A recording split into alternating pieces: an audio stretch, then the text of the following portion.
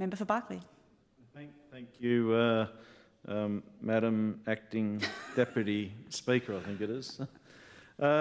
Thank you, and I rise to speak in regard to the motion before us this evening, and I thank the member for Mulka for bringing this motion onto general business. The member for Mulka's motion is that this Assembly recommit and affirm the objectives of the Aboriginal Justice Agreement, that by 2027 the NT Government will reduce offending and imprisonment of Aboriginal Territorians, engage and support Aboriginal leadership, improve justice responses and services for Aboriginal Territorians. And they are the three aims of the Aboriginal Justice Agreement, which was signed by the CLP back on the 31st of March 2023. So that was signed by us over 2 years ago. But when we talk about the Aboriginal Justice Agreement, the Aboriginal Justice Agreement is informed by 11 principles, has 3 broad aims under which fall 13 commitments, backed by 48 actions. The specific deliverables of these are set out in the action plans. There is a bit of history behind the Aboriginal Justice Agreement, and yes, while we did sign it on the 31st of March, it's important to remember that the Aboriginal Justice Agreement was actually brought in by the Labor government back on the 9th of August 2021. So it's now been in place for approaching 4 years, and just to reflect on the Aboriginal Justice Agreement, the difficulty we had trying to be part of the Aboriginal Justice Agreement, because what happened was that Labor introduced the Aboriginal Justice Agreement back in August 2021, but the way that they went about that, they didn't do that in a collaborative way with the CLP. They went off on their own. They didn't want to engage with us. They didn't want to talk to us. They didn't want to partner with us to ensure that the Aboriginal Justice Agreement, that they didn't want to take an approach where we could work together. So we constantly hounded the Labor government to be able to sign the Aboriginal Justice Agreement. And after quite a significant amount of time, it took... Well, let me go back, because the Aboriginal Justice Agreement, when it was first put out, there wasn't even a signature block on the document for us to put our signatures on there. So what happened was that... Please be seated, Member for Berkeley. Member for Blaine. I'm trying to listen to the contribution from the member for Berkeley, and those opposite continue to interrupt. I would agree. Please be quiet, Leader of the Opposition.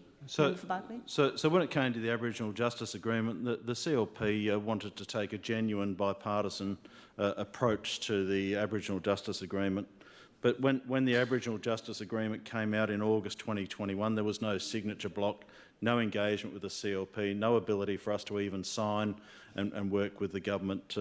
So it took seven months of basically hounding the Labor government at the time to be able to get our signature on there. But it took 7 months for Labor to actually put the signature block on the document. 7 months. So, and that was just consistent with the red tape, the slowness of anything happening through Labor. 7 months to change a signature block. It's just incredible, the slowness and the inability to work with any other parties across the board to deliver on the Aboriginal Justice Agreement. But it was on the 31st of March that we did sit down with Labor, myself and our current Chief Minister. We did sign the Aboriginal Justice Agreement. Basically, we had to bring Labor kicking and screaming to the table to be able to sign the Aboriginal Justice Agreement. And that was the sad part about it, us wanting to commit to it, but Labor not wanting us to be part of it. So here we are, nearly 4 years later. We find ourselves in a situation where coming to government just over 6 months ago... Please be seated. Member for Berkeley. Member for Daly, sorry. Thank you, Madam Speaker. 110 relevance. I'll just remind the member for Berkeley, this isn't about him and about where his signature block is. This is about a bipartisan approach to the Aboriginal Justice Agreement. Member for Berkeley, you may continue. Thank you, Madam Acting Deputy Speaker. And of course, you can hear the member for Daly because he's frustrated. He knows that Labor didn't want to commit to a bipartisan approach to this. And this is why we find ourselves in a situation we are today, because coming into government just over 6 months ago, I'll give you a bit of a picture of the situation that we did find ourselves in. And I know that the member for Mulka today quoted some statistics, and it's interesting because the article in the NT News today, this is what it says. It says the Northern Territory continues to stand as the epicentre of crime in Australia, with offender rates more than double those of any other jurisdiction, according to the latest data. And the interesting thing is that the latest data that they're quoting is in fact for the financial year 2023 to 2024. So you've only just got to take a step back and realise who was in government during that period. And of course, what we do know is that that was Labor. So the offender rate in the NT was 3,954 offenders per 100,000, aged 10 years and older in the 2023-24 financial year. So that's what the Australian Bureau of Statistics is recently produced. And they compared that to the same period in Queensland. By comparison, the second highest rate during the 23-24 period was Queensland, which had 1,645 offenders per 100,000, a whopping 2,309 less than the Territory. So that's the situation we found ourselves in coming into government in August last year. But it wasn't just those statistics. When you look at the crime statistics that we were presented with over an 8-year period between 2016 and 2024, you've just got to look at the territory-wide crime statistics. Domestic violence assaults had gone up 82% over that 8-year period. House break-ins up 106%. Robbery, extortion and related offences has gone up 343% under the Labor government during those 8 years. So absolutely incredible statistics that we hear, but what it does is highlights Labor's inability to even tackle the root causes of crime. And that was the situation we found ourselves in coming to government in 2024. But even if I go back to my electorate, which is of great concern to me, in the Berkeley alone, over that 8-year period, alcohol-related assaults increased 57%.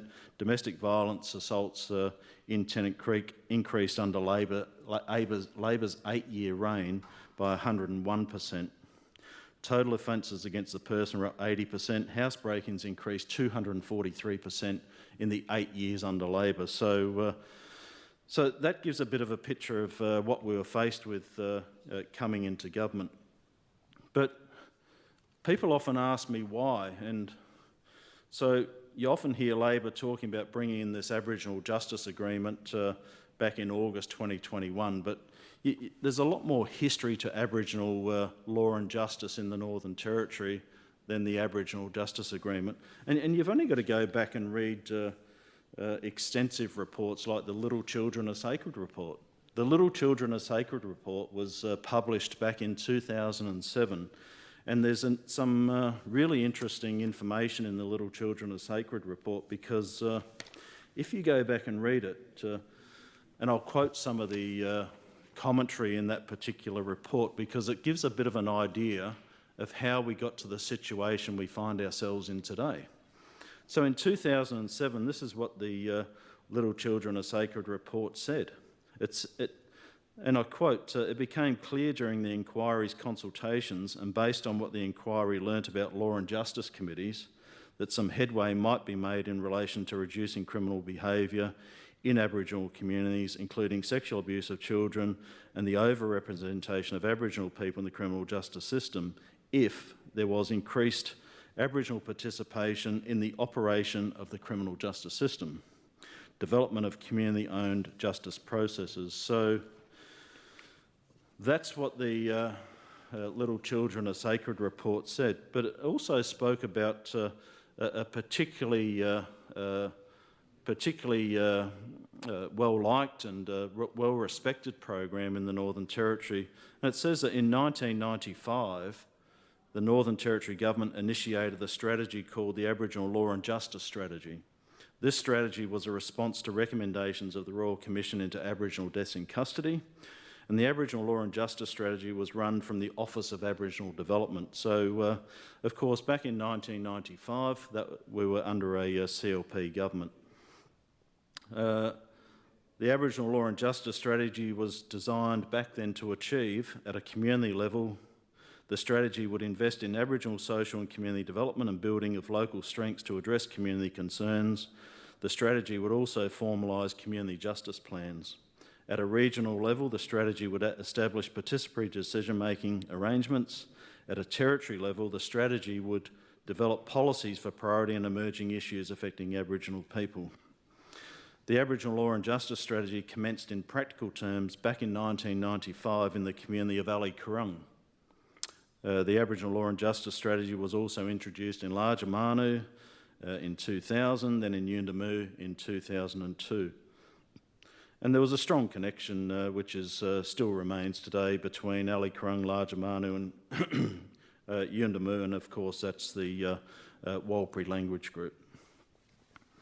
The inquiry was told, though, that the Aboriginal Law and Justice Strategy was instrumental in establishing men's and women's night patrols, safe houses, dispute resolution practices, roles, peer modelling programs, diversionary programs, and protocol agreements between relevant communities, government agencies and the non-government agencies as well. So there was that more holistic approach to tackling crime issues back in the 90s here in the Northern Territory.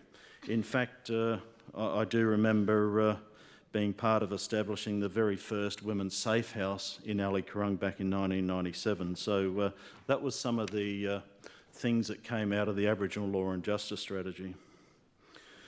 But one of the things that the report says is that in 2005, after operating for nearly 10 years, the Aboriginal Law and Justice Strategy was actually discontinued. This was still a sore point for many people at the relevant communities when the inquiry visited.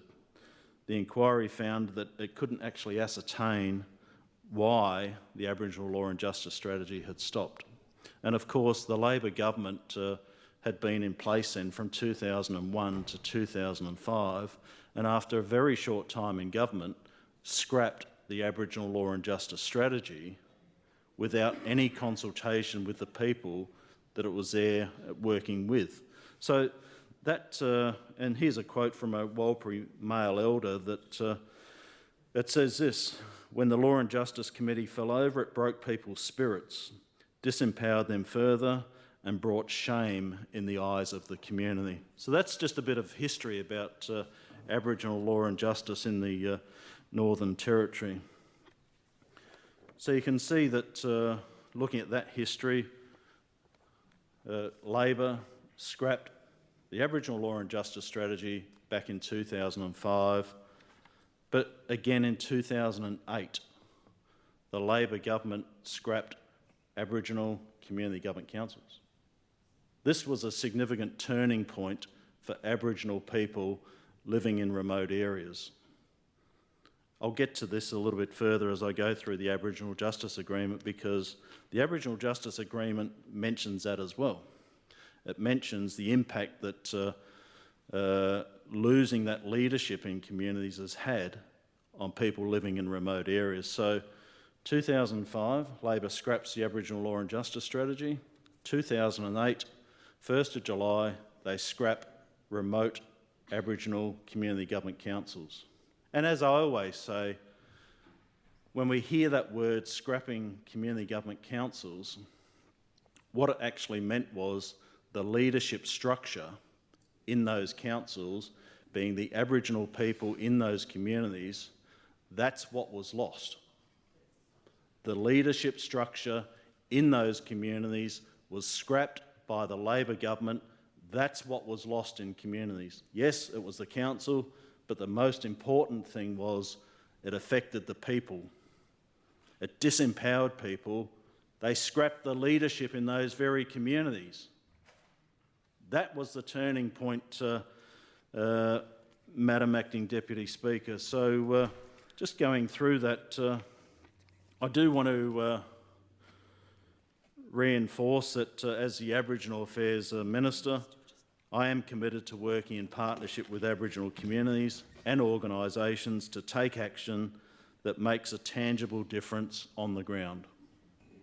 Consistent with our overall priorities of reducing crime, rebuilding the economy and restoring the Territory lifestyle, our priorities in Aboriginal affairs are empowering bush communities. We want to bring back what the Labor government took away in 2008. We want to restore the leadership in communities. We want the ability for Aboriginal people in their communities to make decisions about what happens in their communities. Not decisions being made from Alice Springs, not decisions being made from Darwin, not decisions being made from Katherine, not decisions being made from Tennant Creek, but by the people living in those communities. That's what we're focused on. We're focused on creating real jobs and economic development. Yet last night we heard, trying to put through the Territory Coordinator Bill, we heard from Labor last night, they're the ones that are opposed to it. They're opposed to empowering communities. They scrapped community government councils, they scrapped the Law and Justice Strategy in 2005. They didn't even want to pass legislation tonight that's going to help create real jobs and economic opportunities in those communities. That's what we're focused on delivering as a government. We're addressing the root causes. We heard the member for Arafura talking about the programs that are working, focused on alternatives to custody. There's alternative to custody operating in Groote Island. There's alternative to custody operating in Alice Springs. Anyone would think that we're just locking up people. Let me confirm, we're tackling the root causes when it comes to dealing with crime. Yes, there has been more people locked up, but as the statistics show, the crime statistics show and the statistics presented by the ABS this morning, the rot set in well before the CLP came into government. That's where the problem lays. There's been no focus on the Aboriginal Justice Agreement. They scrapped Law and Justice, scrapped remote community councils, and we wonder how we got to this position. That's why we're in the position we are today, because Aboriginal people have been disempowered in their communities by the former Labor government. So we are focused on addressing root causes. We've introduced the Circuit Breaker program, working with young people, focused on early intervention and prevention. Remember those words, early intervention and prevention, which those on the other side don't believe that we're focused on. We are. We have foundational investment in education, health and housing to address these root causes.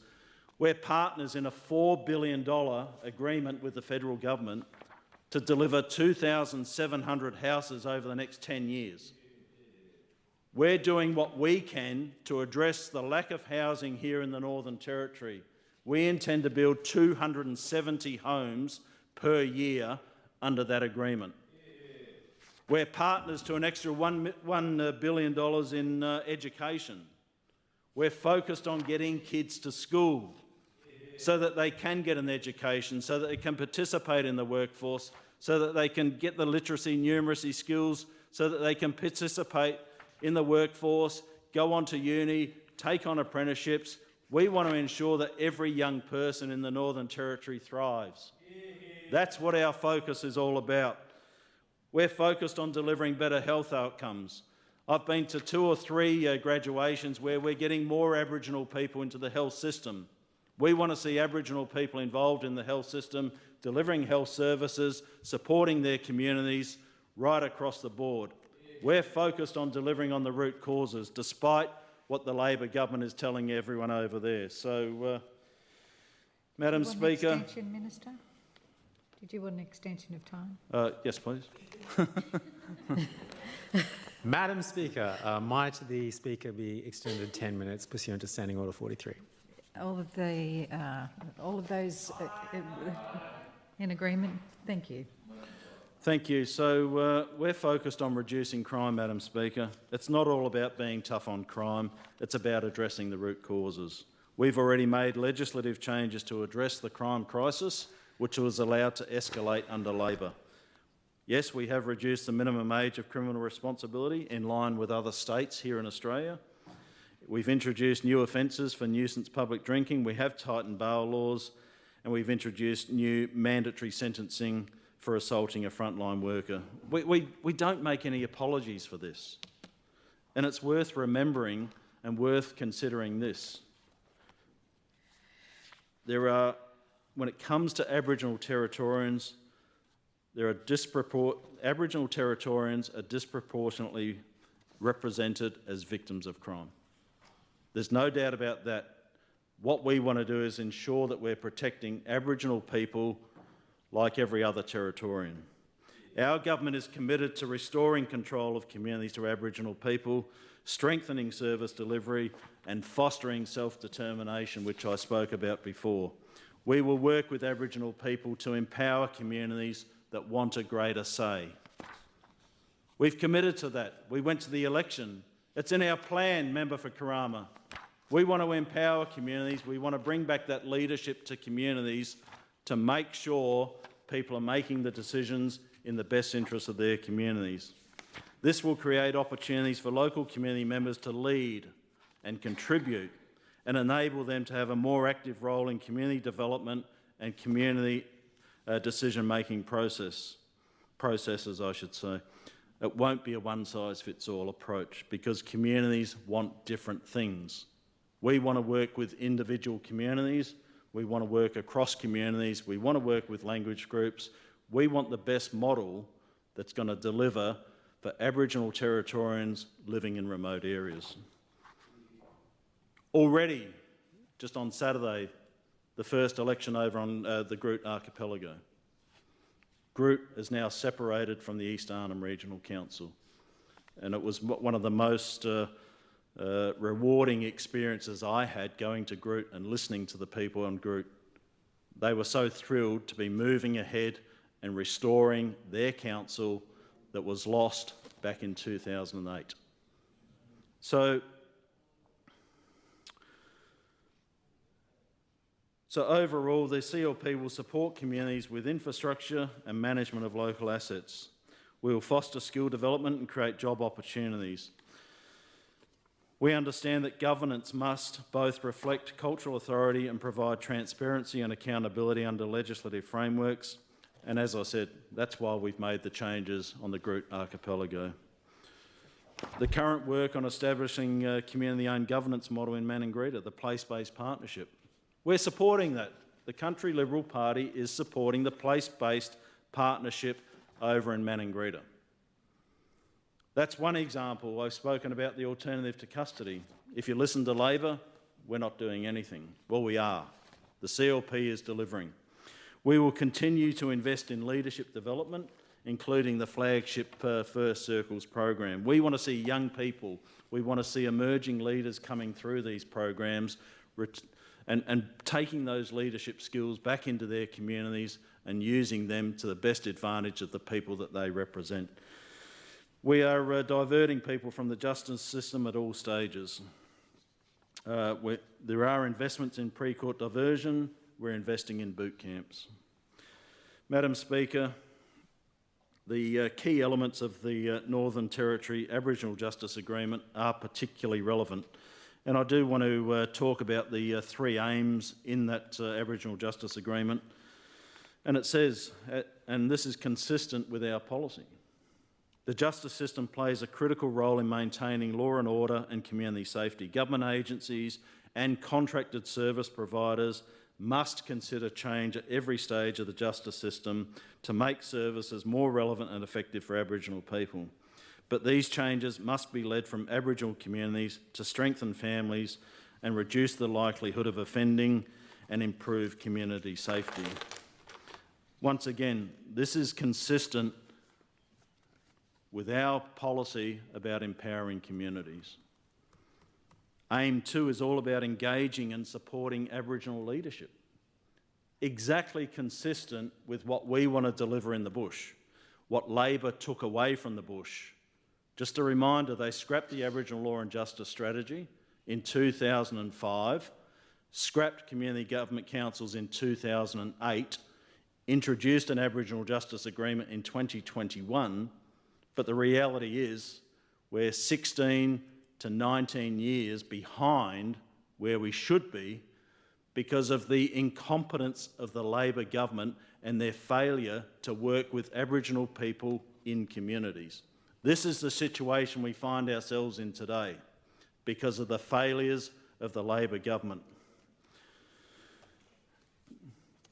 When developing the Aboriginal Justice Agreement, Aboriginal Territorians emphasised during the Aboriginal Justice Agreement consultation and as outlined in other reports that past policies and practices have actively undermined Aboriginal Territorians' capacity to lead and make decisions. This has resulted in a breakdown of social structures and kinship systems, loss of languages, restriction of lands, waters and cultures, as well as the gradual erosion of Aboriginal rights and responsibilities. This is what's in the Aboriginal Justice Agreement.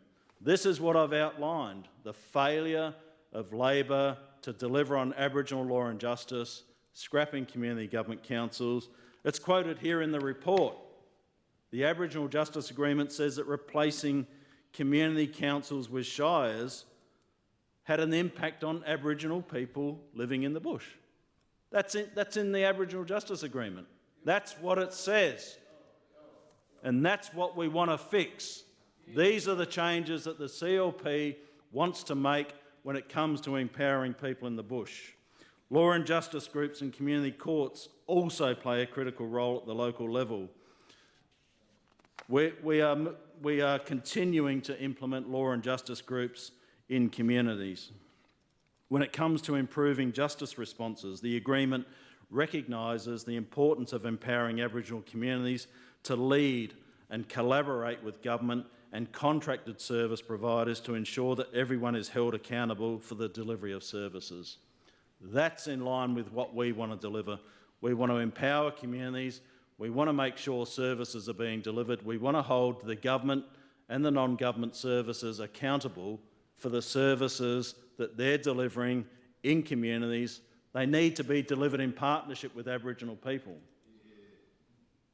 Not for Aboriginal people, but together with Aboriginal people in the communities. This is what's been missing for so long. For so long, this is our opportunity to move forward with some big changes out in the bush. And that's all about restoring smaller councils, but the biggest focus that we must have is about empowering communities, restoring that leadership that was taken away on the 1st of July 2008. That leadership's out there. They want an opportunity to do things in their communities, and that's why we're bringing back smaller community government councils so that people living in those areas can contribute and make decisions, particularly around law and justice, community safety, alcohol management, working with young people, working with offenders, delivering programs, tackling the root causes, dealing with those things that have been dealt with for many, many years before we were here. It's an opportunity to restore and empower people in those communities. So, Member for Mulka, thank you for bringing on this important motion today. We support the Aboriginal Justice Agreement. We signed the Aboriginal Justice Agreement. We signed it, we agreed to it, and we're working together. We want to empower communities and we want to see some big changes in the bush. Thank you for the opportunity to speak.